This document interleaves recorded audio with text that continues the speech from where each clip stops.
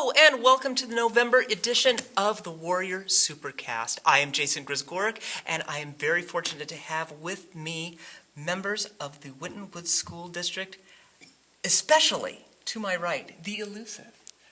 Mr. Smith, Anthony Smith, of course, the Grand Poobah, so to speak. But I also have the lovely Jessica Miranda sitting to my left. We've got a lot to talk about because since it is November, it is that time to make that informed decision and cast a vote in the November election. And that's what we're here to talk about. We have issue 50 up on the ballot, which is for the Winton Woods School District. And through the past few podcasts, we've been discussing from various aspects of what this may mean to us. And I'm glad that both of you are here for the final installment that we will be having for this. Let's start out, especially coming from the both of you, superintendent and board president here, what are we looking at if issue 50, now that issue 50 is up on the ballot and people are looking at their ballot, what is their driving factor to mark whichever way they choose? Jess, you want to start? You go right ahead, sir. Okay, thank you. Well, I think one of the things that people need to understand about the direction that the district is going in is people think this is about buildings. They think this is about schools. This is about community. It's about solidifying a better community, making the community rich and vibrant, like some of the other surrounding communities.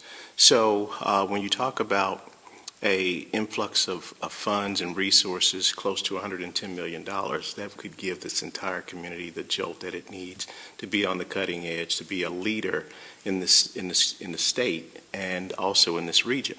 So when we go back to the voters in November and we're asking them to vote appropriately for our issue, our bond, I think one of the things that they need to understand, this helps in the entire community become the vibrant community that we know that it could be. So in many cases, people talk about schools and they talk about bonds, and it's just about the school. This is a unique situation. This is about our entire community. I think when we saw in our September edition where we had more of the members of the board on, we were talking about community, and I think that was a major focus. Do you think that gets lost a lot? Again, you're saying that most people see the school building itself. Do you think that the idea of community and education kind of gets separated and lost, especially when it comes to something when it deals with money? Yeah, I think so. I think you're exactly right, Jason. I think the idea of community, we need to kind of string the conversation back into what this is we're asking of the taxpayers, because this is a revitalization of our community, right? So the city of Forest Park, which is one of our biggest partners and one of the communities of our fabulous school district, is coming up on their 60-year anniversary. They're having their celebration this weekend. Minor plug there for the city of Forest Park. But, our schools have been here that entire time, Jason.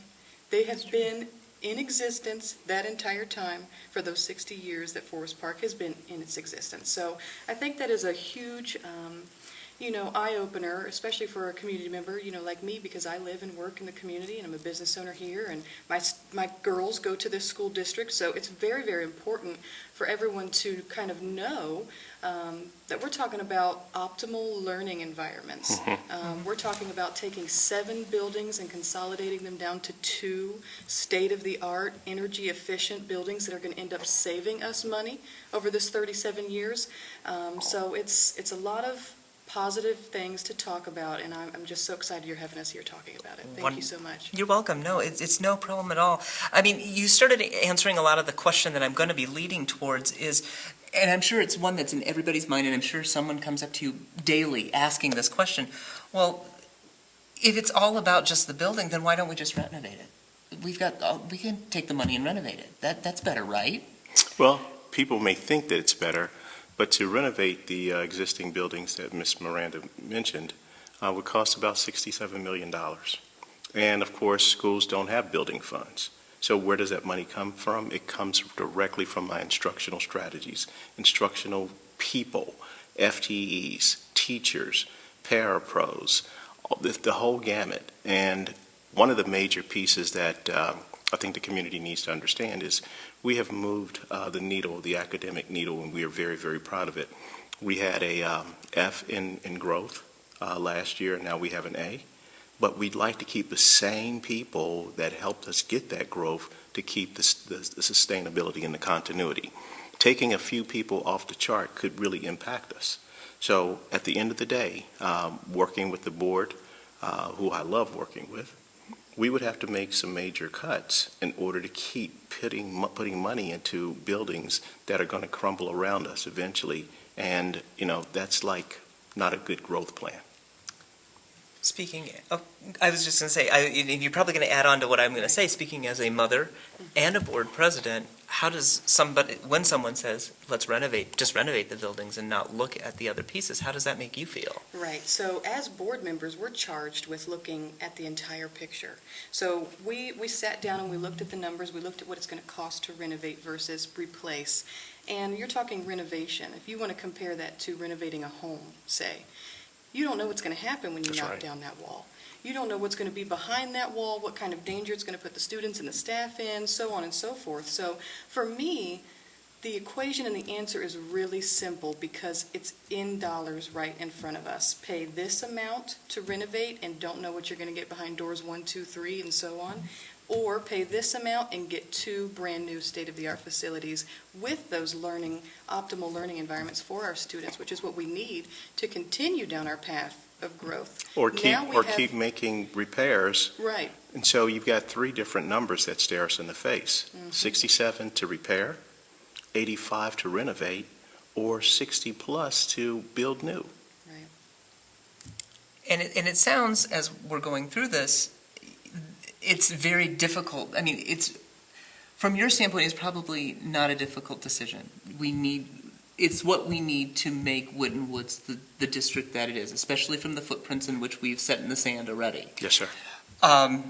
But how, as superintendent, as board member, how does one go about to say, think of the children, think of the school, think of the district? Well, I have the pleasure of every Friday meeting with students, seniors, and it's a conversation with the superintendent. And one of the things that's the most puzzling part of it, students don't even have the idea that adults vote against them. They just assume that it will be an election, November 8th, all the people will come out, vote for new buildings, and everybody's happy. And so we had a very, very candid conversation, and I asked the question, how would you feel if people voted against the buildings? And one of the students said, well, wouldn't that mean that they're voting against us?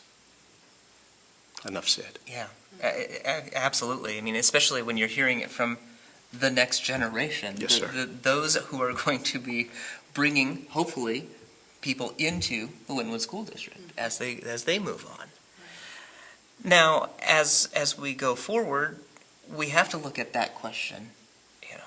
If that ballot box fills with a lot of no's, what do the two of you, obviously you and the board will have to come together and make some drastic decisions, but in the reality of it, if it happens, what happens? What do we do? And that is a question that is very, very scary for me as the board president, because this is so important, because our children, not only do our children deserve new buildings, our staff deserves new buildings, and touching on what the superintendent said earlier as far as revitalizing the community, our community deserves new buildings. If this doesn't happen, we're getting too close to some other things that the board is going to have to sit down and evaluate and look at that. But the reality is, Jason, is that this is the best fiscal decision right now at this point in time for the Winton Woods City School District. The board is charged with, as the elected board members of this community, to make those hard decisions. What is the best fiscally responsible opportunity to put in front of the voters? And that is what the voters have before them. And we hope that the right decision is made and that we can continue to prosper and continue to get all of the growth and achievement that we need. I'm speaking with Anthony Smith, Superintendent of Winton Woods, and Jessica Miranda, Board President of the Winton Woods School District. We're discussing issue 50, the pros, the cons, the what-ifs, as always here on Warrior SuperCast. One of the questions that I question, obviously, is we have these new things coming up and these great innovative things that we'd love to see in the future. And we've seen these things start to take hold, especially with the way that the new process has happened. This is almost a symbiotic relationship that Yes, sir. really has spurred one for the other. Do you see, if a no happens, how drastic will it affect everything that has been built with New Tech? Or do you believe it to be a great base work to try to do something again another time? That's an excellent question. I'm not sure if the public realizes that we're one of 2 New Tech districts in the entire country. And one of the things that would make us very, very unique is having a building that's really designed for New Tech. Usually buildings are built and you work New Tech into the formula. This would be a very unique experience, something that would just put us on the launch pad, and I think we would be a model district for many other districts to come. So I think that it's not just about the buildings, the win or the loss. It's about the future of our district. And we put ourselves in a position with New Tech. This is the largest professional development in the history of the district because we're all into making sure that our students are 21st century learners, and not just learners on the launch pad, but leaders in a global perspective. So bringing Model UN conferences to new buildings, bringing summits and conversations to buildings.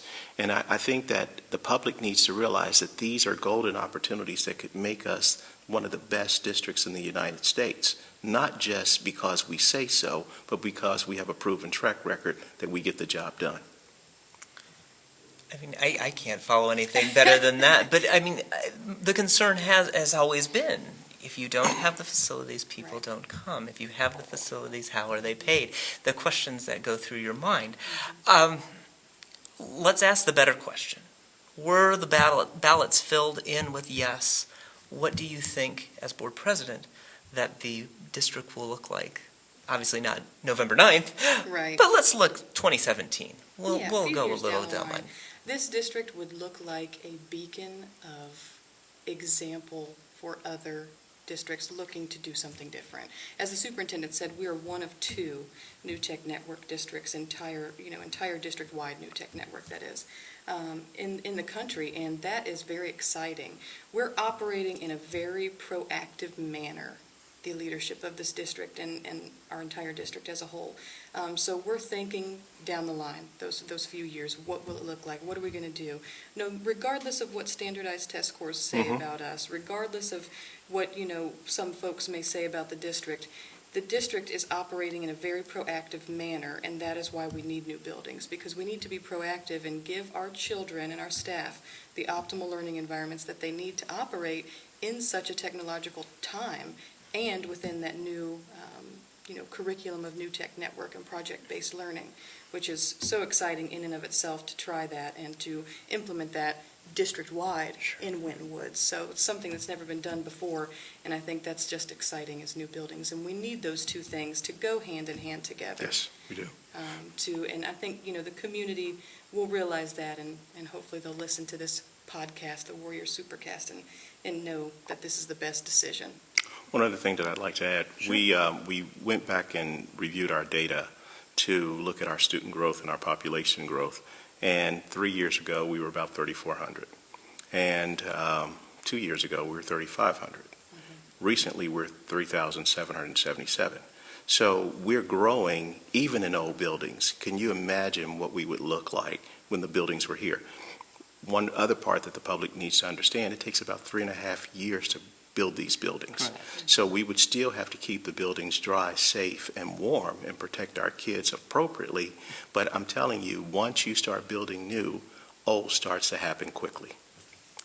I think you hit on one of the things that most people don't necessarily look towards is the safety aspect. Yes. You mentioned that very briefly. And again, if you're renovating, you're constantly repairing. There's a Band-Aid for this, a Band-Aid for that.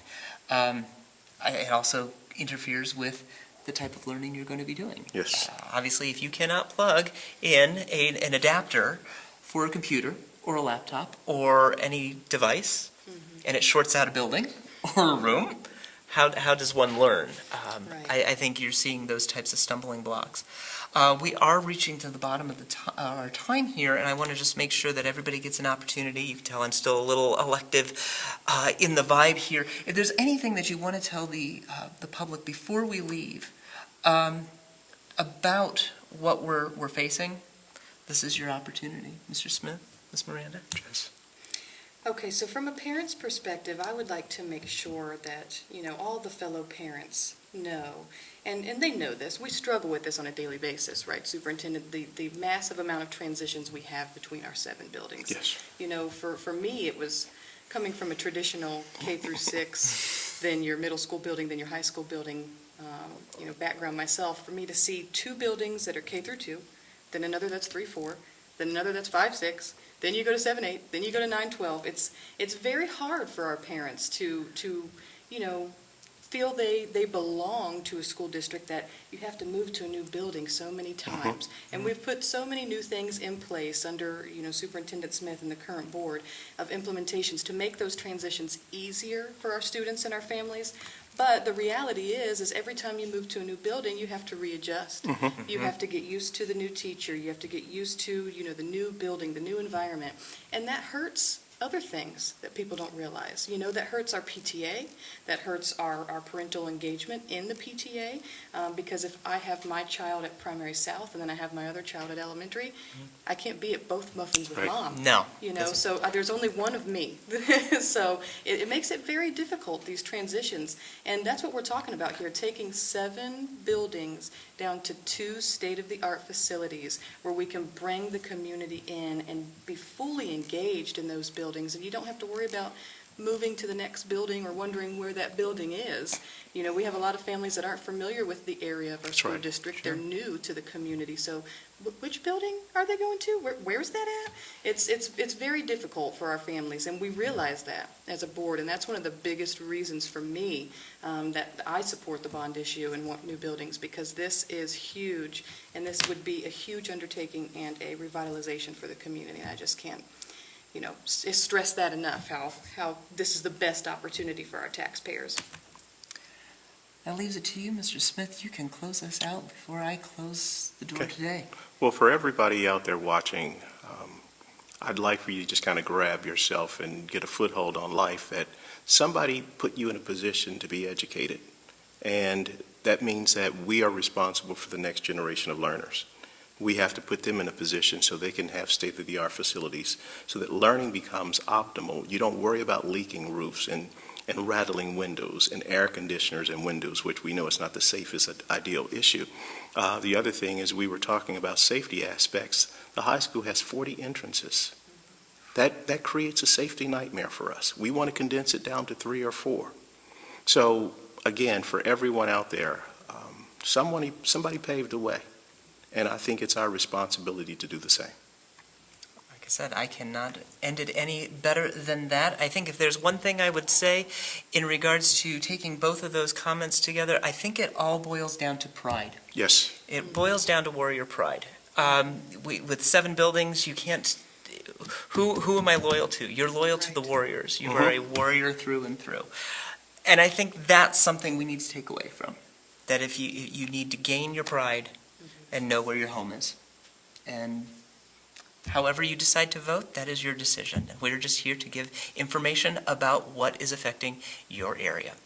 I am very fortunate to have the elusive Mr. Smith with me today. Thank you for joining us. And Jessica Miranda, thank you for joining us. Thank you, Jason. And I'd like to thank all of you for joining us as well. This has once again been Warrior SuperCast, the podcast for the Winton Woods School District, highlighting the superstars of the district. I'm Jason Grisgoric, Waycross Community Media's Government Access Coordinator, your host, and a proud Warrior fanatic. I have to. I'm in the district. Well, I don't live here, but I work here, and I love it. So, again, we look forward to seeing you next month. Have a great one. We'll see you next time.